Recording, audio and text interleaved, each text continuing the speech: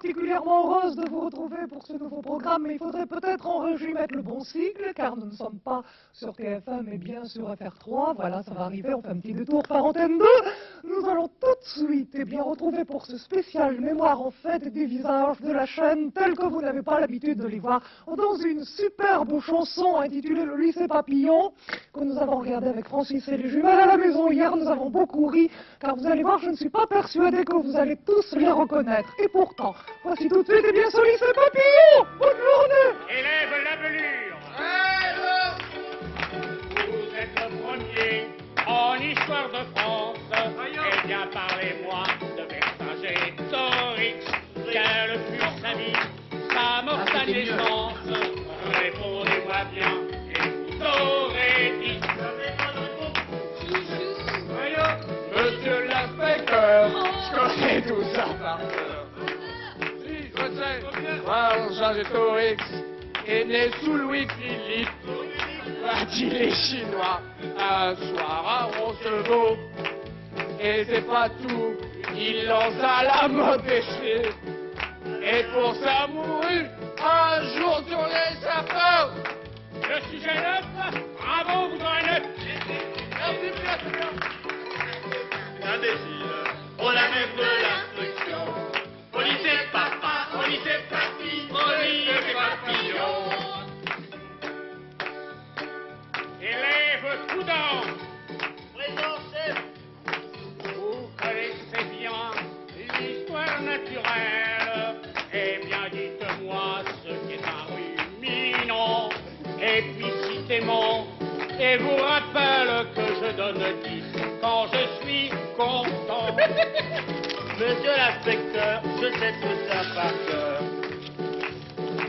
Les ruminants sont des coléoptères, tels que la langouste, voyez-vous, ou bien alors le rat d'égout.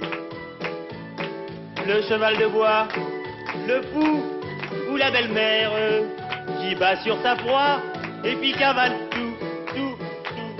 Très bien répondu, je vous donne 8 pas plus. Des imbéciles, on a même de l'instruction. Au lycée papa, au lycée papi, au lycée papillon. Élève Troupine. Au tableau, connaissez bien la géographie. Eh bien, citez-moi les départements, les fleuves et les villes de la Normandie. Ces spécialités et représentants. Monsieur l'inspecteur, je sais tout ça par cœur. C'est en Normandie que tout la Moselle, capitale des villes et chef vieux Toulon. On y fait le caviar et les mortadelles et c'est la mouille. Philibert Besson. Bravo mon ami, je vous donne 9 et demi. C'est pas normal, on est pas des imbéciles. On a même de l'instruction. Au lycée papa, au lycée papi, au lycée papillon. Élève Cancrola, présent. Vous êtes dernier, ça me rend morose. Je vous vois dans la classe, là-bas, dans le fond, en philosophie. Savez-vous quelque chose? Répondez-moi oui, répondez-moi non. Monsieur l'inspecteur, moi je ne sais rien par cœur. Oui, je suis le dernier. Je passe pour un cuistre, mais je m'en fous, je suis près du radiateur. Et puis comme plus tard, je veux devenir ministre, moins je serai calé, plus j'aurai de valeur. Je vous dis bravo et je vous donne 0. On n'est pas des imbéciles, on a même de l'instruction. Au lycée papa, au lycée papi, au lycée papillon. Et du calme.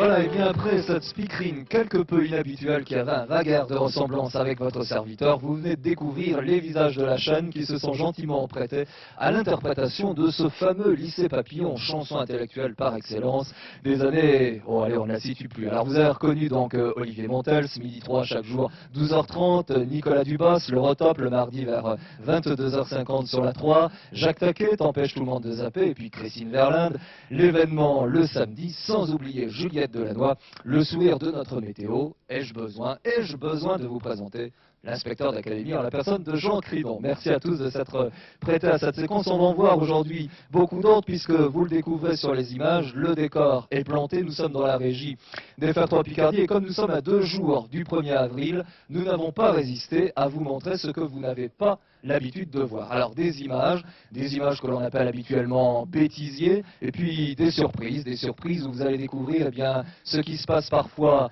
avant l'antenne et après l'antenne, au lieu de voir tout le temps ce qui se passe pendant les émissions. Alors ces images, si vous êtes d'accord, on dit top magnéto et on les regarde tout de suite ensemble. En effet, entre le chien Baxter qui a fait frissonner d'horreur tout Avoriaz, les dauphins du Grand Bleu qui n'en finissent pas de battre des records de plongée et d'entrer dans les salles, et autres Roger Rabbit, le cinéma commence à ressembler à un grand zoo. J'arrête là parce que j'ai un chat dans la gorge. Madame, monsieur, bonsoir. Le ciel est presque tombé sur le parc Astérix la nuit dernière. Voulez-vous que je vous dise? Top Magnéto, l'agriculture. Si on a de la chance. On va au téléphone, c'est pas grave. Toujours pas de sujet? Le voici? Le voilà. Donc je répète le numéro 22 44 47 57. 67. Ah non, on nous a donné 57.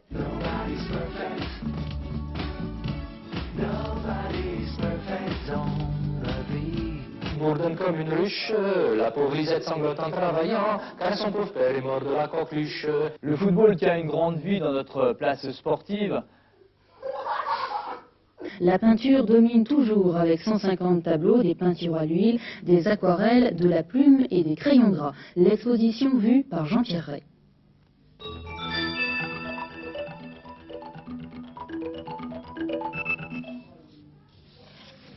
Ça tourne? Oui. Bon, pourquoi donc? Oui, là c'est sérieux. Et donc aujourd'hui, ça vous intéresse? Bon, attendez, on va partir avec M. Merlin. Nous avons dû, à un moment donné, dû réagir, apprécier la situation, et je peux pas parce qu'il se fallait quand même. Le bruit qui court actuellement, c'est Caroline de Monaco, qui sait pas bien où elle est, tu vois, elle est entre Paris et Monaco, et il y a un mec qui a dit, bah, paraît-il qu'elle a dit, j'ai une jambe à Paris, et j'ai une jambe à Monaco. Et là, il y a quelqu'un qui a dit, bah, je plains les gens de Lyon.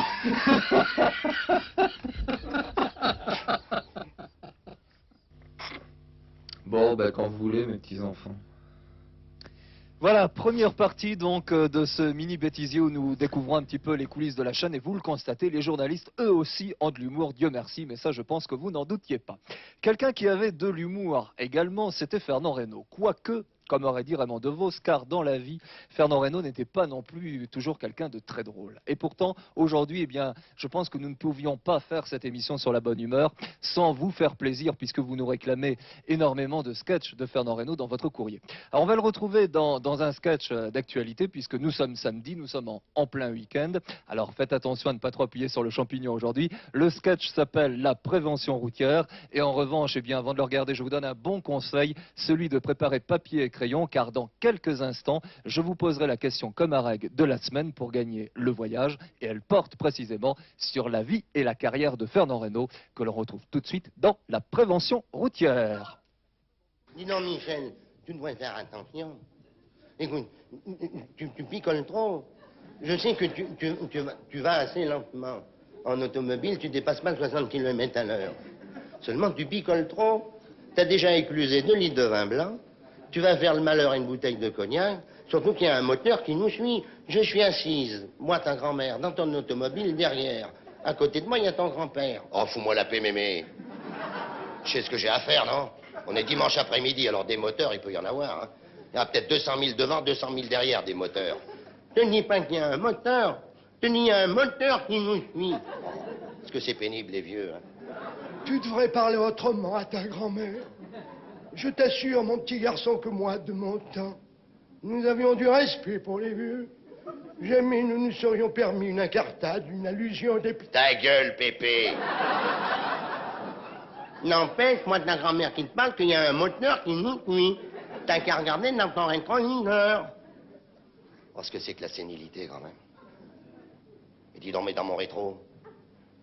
Mais il y a un motard. Mais t'as fait une plombe que je te le dis. Je te dis qu'il y a un moteur qui nous suit. Tu vas voir le coup que ça va être pour ma pomme. Je sais pas pourquoi, moi j'ai une gueule, j'attire les flics, dis donc. Mais alors moi je devais avoir une prime. Je les attire de dos. Regarde-le, dis donc, il me double. Il est à 50 mètres devant nous. Il descend de sa moto, il vient vers moi, je ne suis même pas étonné. Regarde-le, il me fait signe de stopper, bien sûr. Bonjour monsieur. Gendarmerie nationale, prévention routière. Ça va faire 1 heure que je vous suis. Ainsi qu'un hélicoptère de la gendarmerie nationale. Bravo. Félicitations. Vous n'avez jamais doublé aucune voiture, jamais doublé même pas un vélo. Félicitations. Vous n'êtes pas sans ignorer que la prévention routière octroie une prime de 500 000 francs aux meilleurs conducteurs. Car ça va faire 1 heure que je vous suis. Ainsi qu'un hélicoptère de la gendarmerie nationale. Ah bon, parce qu'il y a un hélicoptère, il y a un motard, il n'y a pas un sous-marin aussi? Vous plaisantez? Oh, je plaisante pas, monsieur. Dans la gendarmerie, on ne plaisante jamais. Je répète que vous avez gagné un chèque de 500 000 anciens francs, comme quoi vous êtes le meilleur conducteur du dimanche. Voici ce chèque. 500 000 anciens francs. Une seule question, qu'allez-vous faire de ces 500 000 anciens francs? Qu'est-ce que je m'en fous, Jean?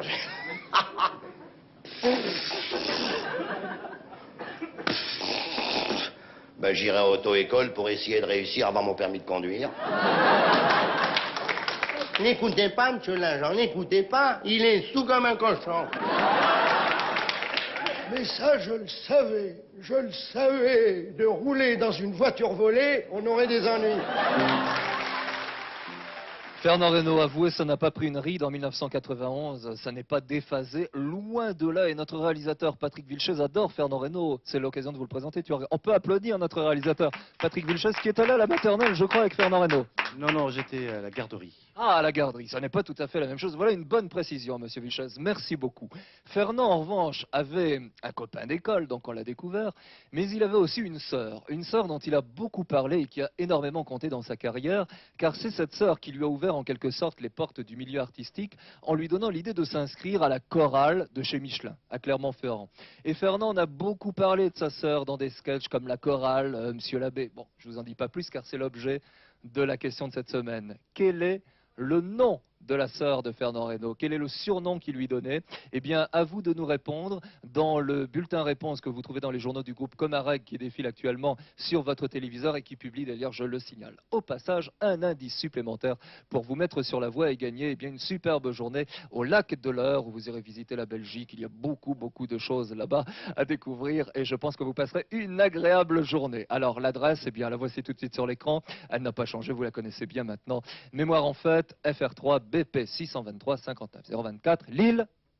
Ça doit être CEDEX. Mais voilà, CEDEX, monsieur Vilches, il vieillit, c'est terrible. Bon, on va maintenant passer à la deuxième séquence de ce que vous n'avez pas l'habitude de voir. Encore là aussi quelques petites sottises. Je ne vous en dis pas plus, je la regarde avec vous et je crois qu'on va encore passer un bon moment.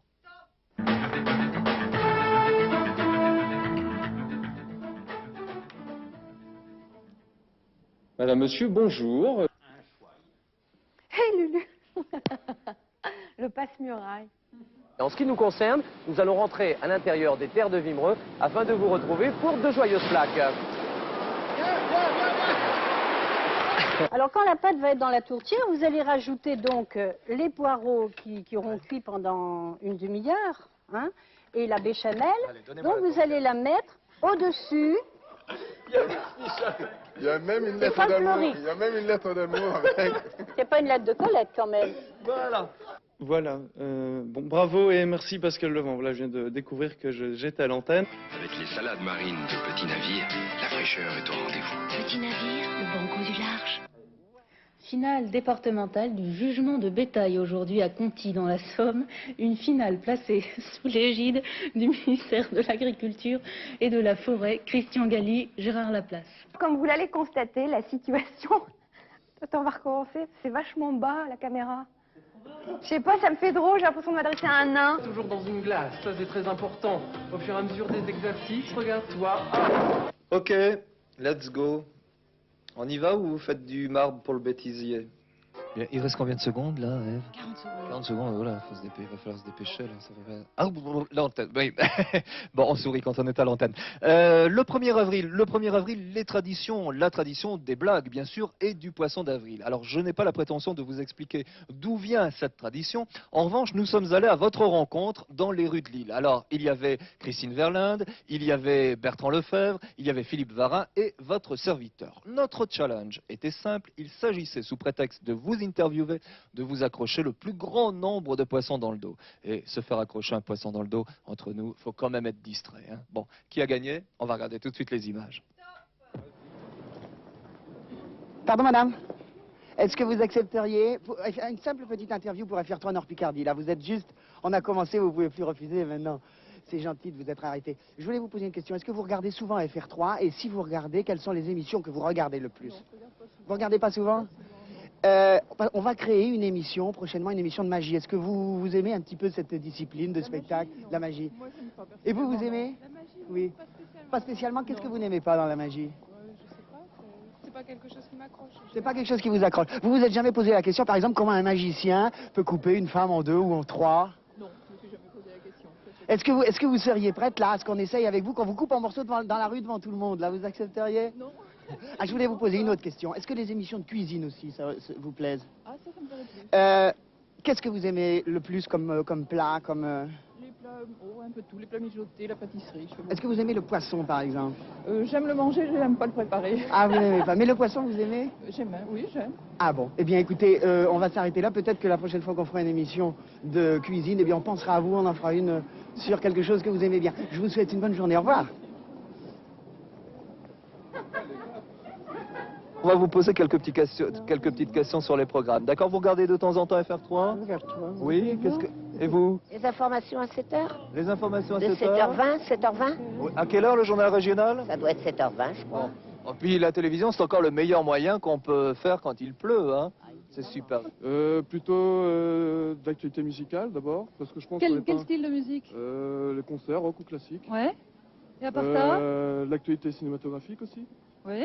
Mais il y a Gérard Dupanier déjà qui suit bien l'actualité cinéma. Vous Oui, regardez? mais peut-être un peu plus de compléments. Oui. Vous regardez la caméra, s'il vous plaît. Hein? Et quoi d'autre? L'actualité littéraire aussi. Oui. Et puis, l'actualité régionale, je pense que c'est indispensable. Quels sont vos films favoris, les styles de films favoris? Ah, la science-fiction. La science-fiction, ouais. Vous nous qui a- auriez un titre, regardez bien la l'au-delà. caméra, voilà, là. Tout ce qui a rapport avec? L'au-delà. Oui, les films fantastiques. Oui, c'est ça. Vous regardez quelquefois, est-ce que vous avez suivi par exemple le dernier festival du film fantastique d'Avoriaz? Non. Non? Vous ne sauriez pas dire quel est le film qui a remporté le Grand Prix? Non, je ne sais pas. Non? Et quels sont les films fantastiques à l'affiche, ne serait-ce qu'à Lille? Bon, écoutez, vous savez, Alors attendez, là, regardez je bien, pourrais pas. là, voilà. Highlander par exemple, vous n'avez pas entendu parler du film Highlander? Ah non. Christophe Lambert. Ah oui, lui je le connais, Christophe mais... Lambert qui joue dans un film qui sortira mercredi prochain sur les écrans à Lille. Et par exemple, si on parle encore une fois d'FR3 Nord-Pas-de-Calais Picardie, est-ce que vous sauriez me citer une émission simplement? Une émission qui a lieu, donc qui est diffusée sur FR3 Nord-Pas-de-Calais Picardie? Non, je sais pas. Au hasard. Voilà, le hasard fait bien les choses. Vous savez maintenant qui a gagné. On a quand même réussi à accrocher quelques poissons. Alors on va maintenant terminer cette émission. On va se quitter avec une chanson de Christian Delagrange qui a pour titre Revenir. C'est son grand retour à la télévision. Ça tombe bien. Pour revenir, il faut d'abord partir. Je vais donc quitter le plateau, non sans vous avoir auparavant donné le rendez-vous de samedi prochain, car je crois que vous pourrez là encore préparer votre magnétoscope. Ce sera une émission spéciale consacrée à Fernandel, avec bien sûr des amis, des gens qui l'ont côtoyé professionnellement, amicalement, et puis surtout son incomparable présence que nous aurons l'occasion de retrouver grâce à de nombreux extraits. Pour l'instant, partir, monsieur Christian Delagrange. Bonne semaine et à samedi prochain.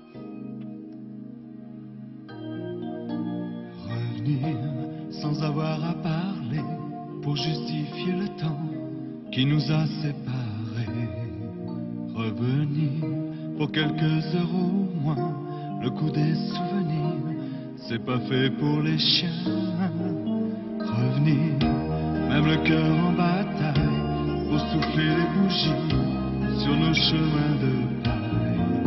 Revenir comme un clown malheureux qui fait tout ce qu'il peut pour tomber dans tes yeux. Revenir, pour toi, pour quelqu'un, quelque chose enfin qui me fait chanter. Revenir avec une envie de t'aimer. Envie de revenir comme une étoile presque oubliée. Quand il est encore temps de revenir, le cœur au bout des poings, un signe du destin qui ne veut pas mourir. Revenir pour faire la différence des années de silence où je n'ai pas su dire. Revenir